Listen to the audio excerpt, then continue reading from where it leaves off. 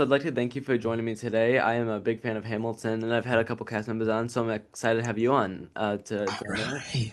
And so to get started, can you please introduce yourself and just tell us a little bit about yourself, a little bit about who you are, just for the people at home? Yeah. Hello, everyone. I'm Tyler McKenzie. I am currently a swing in Hamilton at the Angelica 2.0 company. My Hamilton life consists of I joined the Broadway company in 2017 as Man 3, and then I started the Philip Company in 2018 as Man 4. All the ensemble tracks are numbered, different features, all that stuff. We had COVID, and when we came back from the shutdown, I became the Universal Swing. So I was a part of all five of the United States companies. So that meant I had to know all six of the male ensemble tracks for all five of the companies, and it's just a little bit different each company. So I would say 30 tracks altogether. I was flown from company to company based off of sometimes the company might be close to shutting down because of COVID, or there was injuries or vacations, all that type of stuff. So that was my post-COVID life for about two-ish years. I was also the dance captain for the show for a little bit, which was awesome. And I closed the Philip Company, the same company that I opened. I closed it in 2024, no, 2025, in June. And now I'm here in Chicago and have had the pleasure to rejoin the Angelica Company as a swing to help out with coverage. There are new people, there's in and outs going on right now. There's always something going on in Yeah. theater. So I'm happy to be back in the show. But I'm originally from Long Island. When I'm not doing Hamilton, I'm teaching a lot of dance. I teach yoga, and yeah, I perform whenever I can. But the show is near and dear to my heart. So here Yeah. we are, back again. Yeah, for sure. And so before we dive a little more into Hamilton, you went to Western Carolina University. And so how did your experiences there help shape the performer you are today? Oh, good question. I'm a huge advocate for the continuation of education after high school. The 4 years really gave me the professional experience, especially with Western at that time, we had a lot of guests, directors, guest choreographers. I met so many different people. I was able to be a sponge to all the stories, all the different anecdotes and positive reinforcement, as well as feedback that I would receive from everybody. And I think that's the quickest way to learn is to work with a bunch of different people. I also was in the mountains, which was such a great for me. I struggled for a little bit while I was looking for schools, whether or not I wanted to be at a big school at a big city that had a lot of those opportunities right then and there. I think it was really necessary for me to be in a school that was in the mountains. It was about finding the craft, finding my point of view, not perfecting, but working on different avenues that I wasn't so strong at. And that is what Western provided for me. And it is the reason why I'm here today. Whether it's who I met, whether it's the things that I learned as far as my own self, my own creativity, my own craft. I owe a lot to that school, and I'm happy that I chose it. Yeah, for sure. And so, when you were younger, was there a specific moment that got you into theater? Yes, I was always singing. I don't even know where it came from, but I was always listening to music and singing and putting on performances. It wasn't until I was in about high school that I had the opportunity to do musical theater. I saw the auditions. I needed an after school program anyway, and I ended up my first musical ever was Sound of Music. I played Kurt Von Trapp. It was a very diverse cast, which was fun. In North Carolina, I grew up in Long Island, moved to North Carolina a little bit into the high school range of life, and I then went to a magnet art school where I was really immersed with there was a theater department as well as a dance department, and we did these shared performances. And I would watch these dancers rehearse when we were doing our joint performances. And I would watch them rehearse and wanted so badly to be able to move like they did and storytell like they did. So it wasn't until my junior year of high school that I really dove into the training of dance, really trying to be as marketable as I can as a performer. No, I don't think I even was thinking about marketability. I was thinking about just wanting to be able to do it all. And I put myself in advanced classes. And sooner or later, I realized, especially after college, that I was in nothing but dance shows, which was awesome. And I've been in Hamilton for about 8+ years off and on. So to know that I saw dance and wanted so badly to be a part of that was I now thank my junior year self for sure. So it came gradually. It wasn't when I was super young. I just kind of stacked different principles and pillars as far as musical theater on top, and it shaped who I am and what shows I've been a part of. Yeah, for sure, that's amazing. And so this isn't your first national tour. You've been a part of also Matilda and Mamma Mia. And so what are Mhm. some of the lessons that you've learned from being on tour for so long? Good question. I've learned a few things. I've learned that it is on tour compared to the Broadway show. I've learned that you can save so much money on the road because you get a per diem. So what that means is you get your paycheck as well as a non-taxed lump sum of money that is going to your room and board. And it is pretty easy to be smart about that. You can live with other people in an Airbnb comfortably and save so much of that per diem that you don't have to give back. So you're able to keep that. And I realized, especially after my first tour, that I was able to achieve a lot of financial goals that I probably wouldn't be able to if I was living in New York. When you're in the Broadway show, you're making pretty much the same amount of money and you're not getting a per diem. You're using that money to live in New York City, survive in New York City, and it's only getting more expensive. And unfortunately, I mean, fortunately you get paid pretty well. I think you can always get paid more. Every job can always get paid more. Yeah. And I do believe I have been very happy with how I've been paid over the last few years with my jobs in musical theater, and life still is expensive. And I was able to pay off my student loans. I was able to buy a house. There were so many things I was able to do with my touring experience that I don't know if I would have been able to do if I had the responsibility of living in New York City as well, doing the Broadway show. Um, Luckily, I've had the opportunity to do the Broadway shows of most of the shows that I've been in.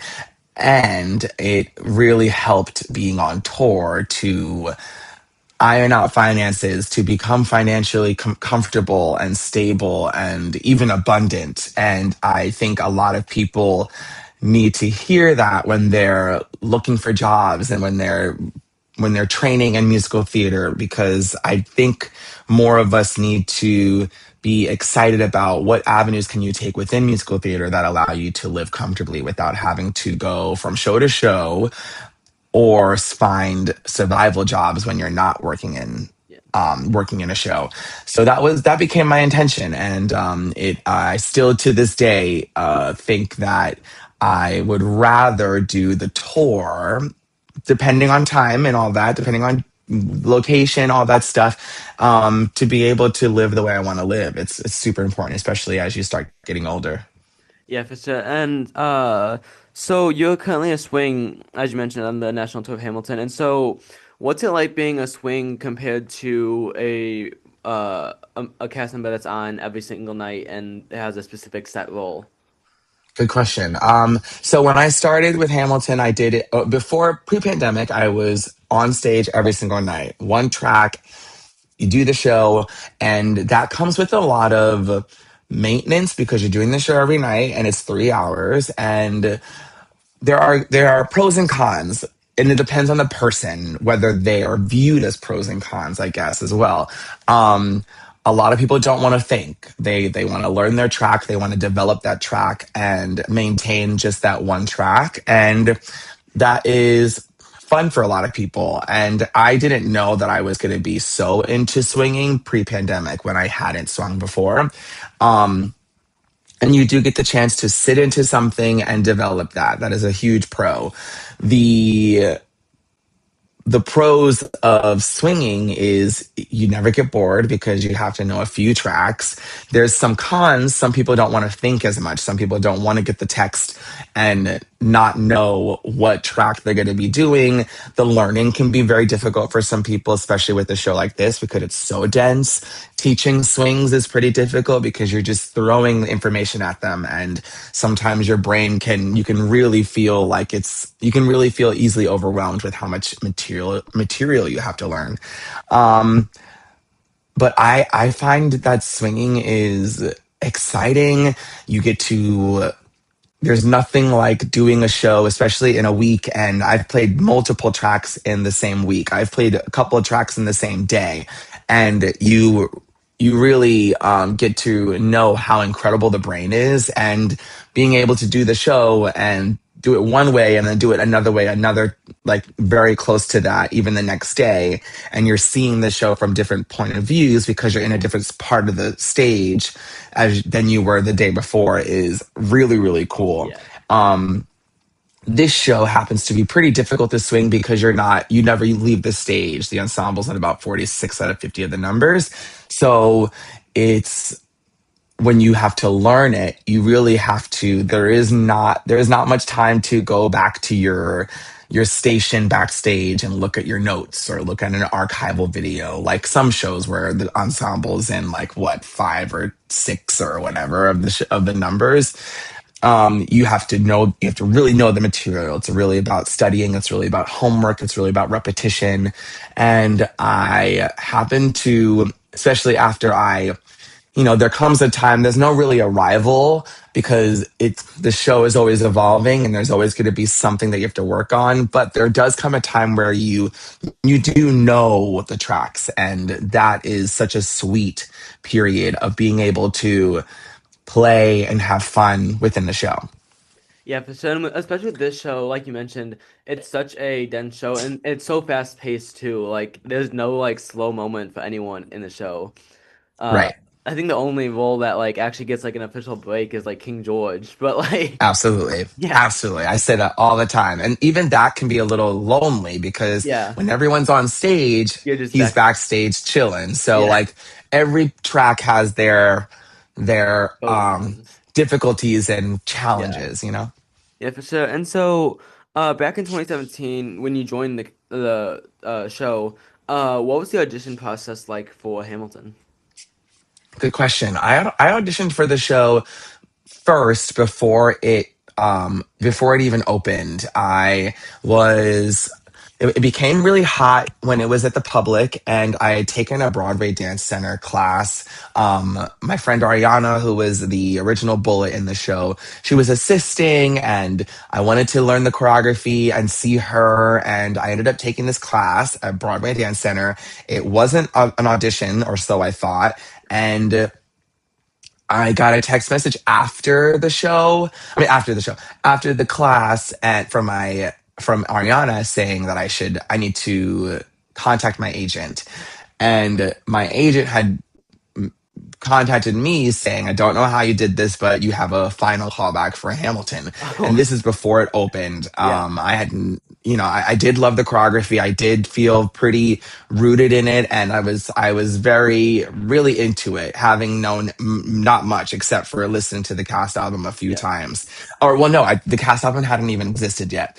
So I didn't know much about it. It was just this thing that no one could get tickets to at the public theater. yeah, So I ended up going into it was at this really cool dance space in New York that many people know. It's the Gibney Dance Center, and and there was no cast album, so we were doing musical numbers to Hamilton from a live recording on like Oh a, wow. a laptop, because there's no cast album to use, and it was so cool. It hadn't even started rehearsals yet, and we were it felt like a pre-pro situation where like Andy was there wasn't much. There was some things that were set, and he was unsure about some things. And I just felt like I was a part of the creative process. And they were looking for I think they were looking for swings and looking for other members of the show to round it out. And I didn't end up getting it at that time,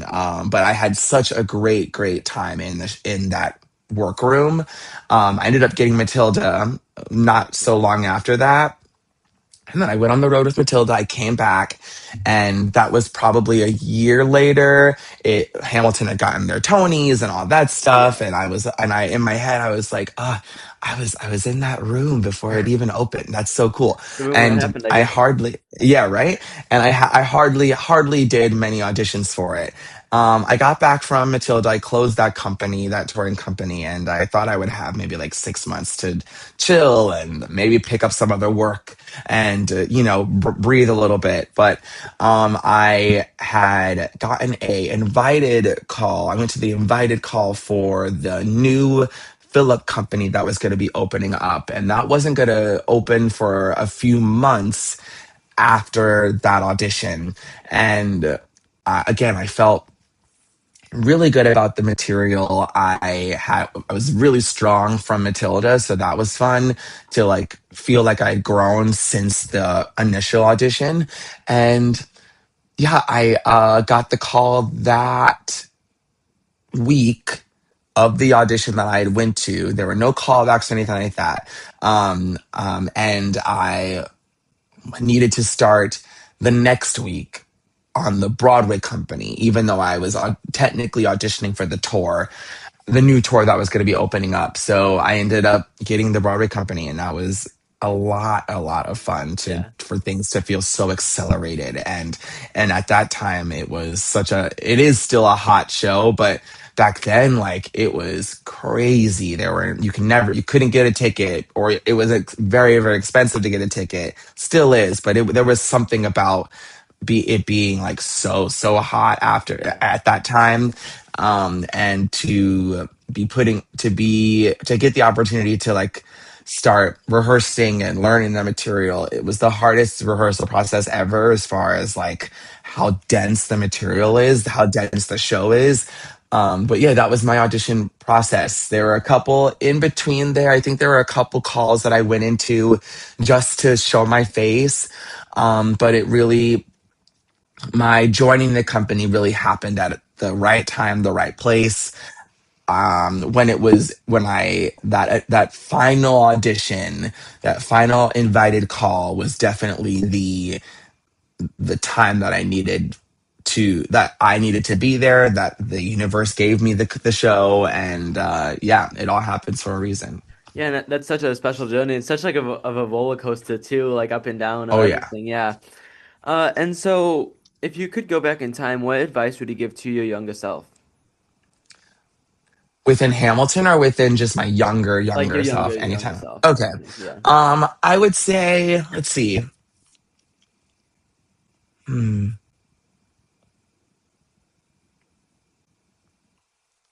I would say that I now live a huge principle of being stronger than your show. And that's physically, that's mentally, that's emotionally. That's taking whatever material that you have to do 8 shows a week, or whether I was in high school or anything, or any task. Um, I would have loved to develop the principle of being stronger than the assignment. So, and I would love to see what that would look like. I think I learned that later on in my life, and I have no regrets for how I've lived and my body of work. And it would, who knows what I would accomplish if I developed that principle of really being stronger than the show, being stronger than my day to day, to see how I would navigate some of the things that I went through in life, or some of the achievements or challenges. Yeah, being stronger than the show is key for actors, non-actors, dancers, all artists in general, and muggle people, if you will.